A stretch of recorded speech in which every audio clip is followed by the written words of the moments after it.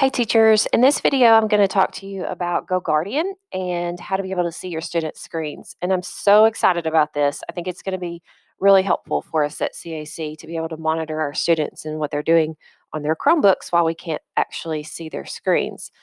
So the first thing that you're going to do is go to teacher.goguardian.com and you're going to use your school email to log in through Google. So you'll click log in with Google and then you'll click well, I've already logged in, but you'll click your account and sign in with your Google account. From here, I would actually bookmark this. And so to bookmark this so that you can access it easily, you'll come up to the top of your browser and you'll right click, that's the awkward side, and you'll add page. And then I might call it something like Go Guardian or whatever. And then you'll see it pop up right here. That way you can navigate to it easily each time. The first thing we're going to do now is import your Google Classrooms. So you will click Import Google Classroom. It's very simple, and all of the Google Classrooms that you teach should pop up since you're signed into your Google account. So you would just click whichever ones you want to import, and then scroll down. I have a lot since I co-teach all of y'all's classes, but you'll scroll down and click Import Classroom. And when you do that, you're going to see your classes pop up. Okay, so let's kind of take a look around right now. We're going to talk about each of these. So, first is the Classrooms tab. Um, and you'll see a tile for each of the classes that you teach. When you click on Settings for one of those tiles, you can change the class information. We'll talk about what scenes are here in just a second. And you can also archive a classroom down here as well. For scheduling, if you want to schedule the GoGuardian sessions to occur, say, like every day or whenever you teach them, so that they're already scheduled and you just click the link when you log into GoGuardian, you could do that here. I think that's really cool. And where it says reporting, enable session report emails.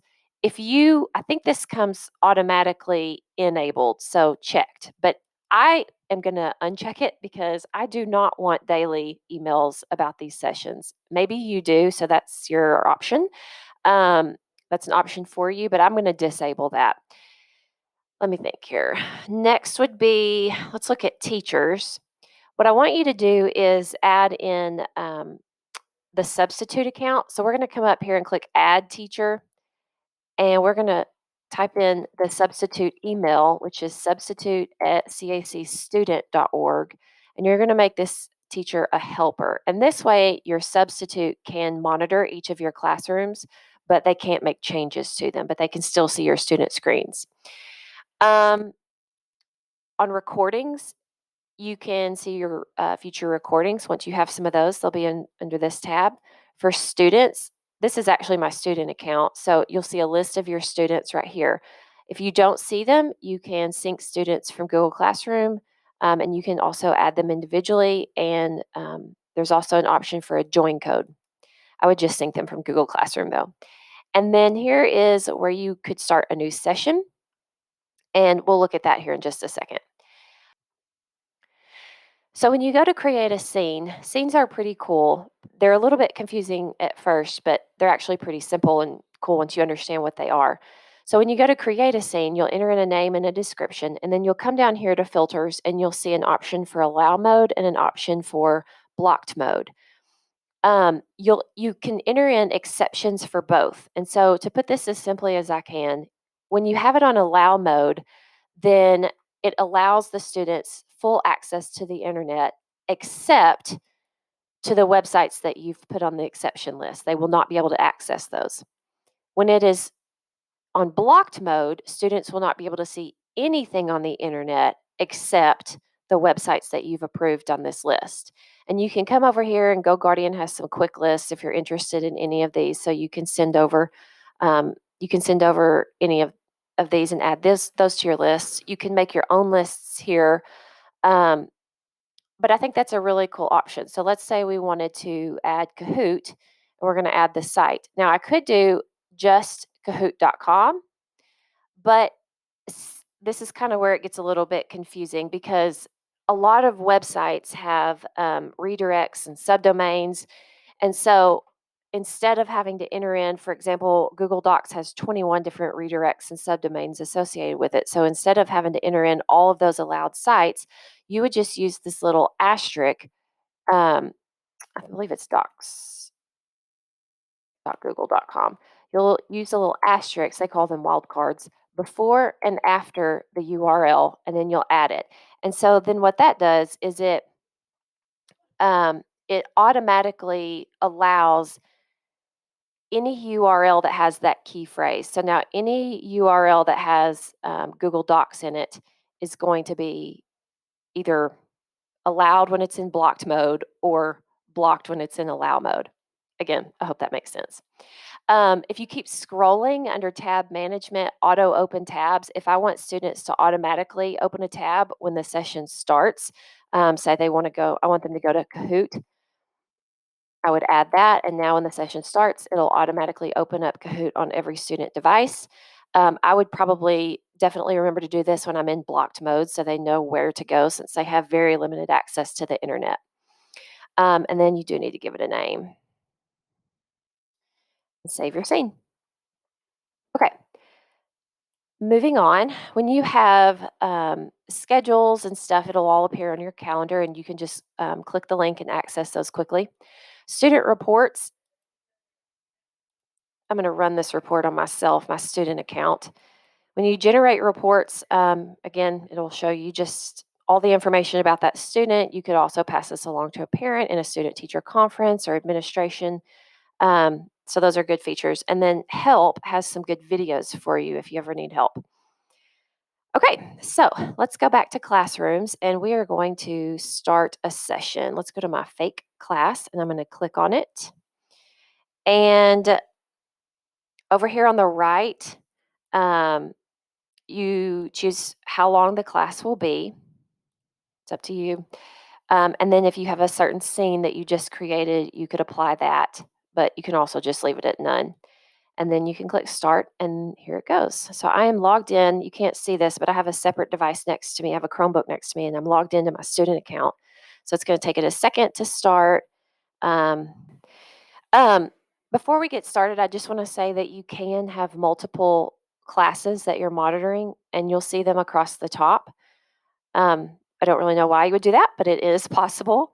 And also, more than one teacher can monitor a student at a time. So we don't really have this situation here at CAC, but say a student had an aide assigned to them all day, the aide could be monitoring their screen all day, and then the teachers could rotate through. Um, so you'll see that your multiple classes up here. So if I had multiple students in this class, they would each have tiles um, on this page. And if there was one specific student that I wanted to take a particular look at their screen, I could click on their name. And then this student, for example, is off task. They have YouTube pulled up, some Minecraft, Preston Plays. I can come over here and see all the tabs that they have open and I can close them all. So I'm going to close this screen for this student and now it has disappeared and they are no longer on that website. Down here at the bottom, you can exclude this student, say they're absent. You can exclude them so that they're not on your screen just for that session. You can open a tab for that student. Say that student is supposed to be on Kahoot.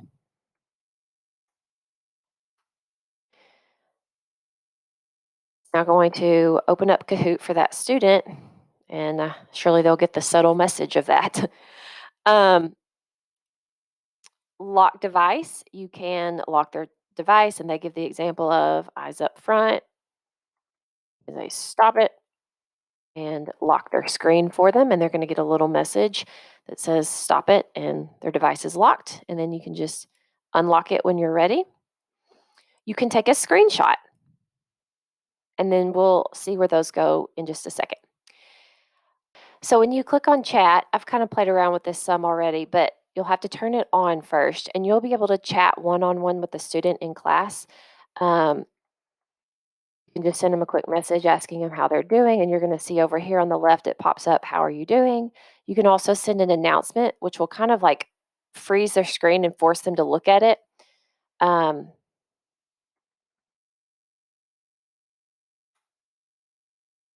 click this. Oh, yeah, there it goes. Okay. So you'll see right here that it shows in the middle of the screen whatever you typed, and then they have to actually click got it in order for it to go away and for them to continue on. So that's pretty cool. And you should know that students are not able to chat back and forth with each other, only with you. So that is chat and announcements. Um, the timeline tab. If you had multiple students, they would be listed vertically here, and you can just kind of see this timeline for each of them. And the little favicon, I think is what it's called, for each website that they've been on will be up. So you can kind of get an overall view at that point. Screenshots, remember that screenshot we took earlier? It appears here. Here is the present to class tab. And this is pretty cool. This is a feature that I'm super excited about, especially for our remote learners. Um, where we're enabling our camera right now. If you want students to be able to see your face, you'll have to allow it. Hi. I'm just going to turn that off real fast. Um, enable a microphone, present your screen. This one's probably the feature that I'm most excited about. So when you toggle on present your screen, it's going to allow students to see your screen. So you'll come down here and select which students to present to. It's going to ask you what you want to share. You can do your entire screen so you can navigate around, or you could click like a Chrome tab. Let's say I wanted to do this slideshow right here. I've got some slides. This is a Techie Mustang. Um, I can open up slides that I have prepared. I can present them. I encourage you to read the Techie Mustang. It's wonderful, obviously. Okay, so I go through my slideshow here, and students can watch that, and you can see when I go back to this session that it's forcing the slides on all of my students' screens. So as I proceed through the slides, they can, if they're in class, they can look up at the wall, or if they're at home, it'll be on their screens, or if they're in classroom, it will still be on their screens. So they can follow along whichever way is easiest on their own device or up on the TV, whichever one. So I love that feature. And then to stop sharing your screen, you just click stop share screen and then stop presenting when you're done presenting. Let's go back to that original tab. You can also lock students into the presentation so that if you are presenting something, they can't navigate out of it. They have to just sit there and watch what you're doing. So these are 4 really, really great options that are in the present to class tab. Chat, I would turn your chat on. This is also cool. You can do audio alerts. So if you don't want to send text chat, you can just send them a little voice chat. And the off task alert, what that's going to do is when you click the little snowman here, you're going to choose your subject. And all of these down at the bottom are unavailable. So this only works if you teach history, English, math, and science. But basically, let's say I have history chosen and off task alerts is enabled. Now, when I go back to screens, if somebody is, say they're on Google Docs and they're supposed to be typing a paper, but they're actually on Google Docs doing math work. Well, GoGuardian uses basically smart technology to detect that, and it's going to highlight this student's tile in red to just kind of notify you, like, hey, we think they might be off task. So when you're just sitting there and you're glancing at your computer really quickly during class, and it looks like everyone is doing what they're supposed to do, it just kind of helps keep an extra eye on it, so that you can get an alert if maybe they're on task or off task, and then you can just decide what to do from then. And I believe that that is everything. Actually, I'm sure I forgot something, but let me know if y'all have any questions. I'm super excited about GoGuardian, and I hope that it gives us a lot of tools to be productive and help our students out. Y'all have a good day. Bye.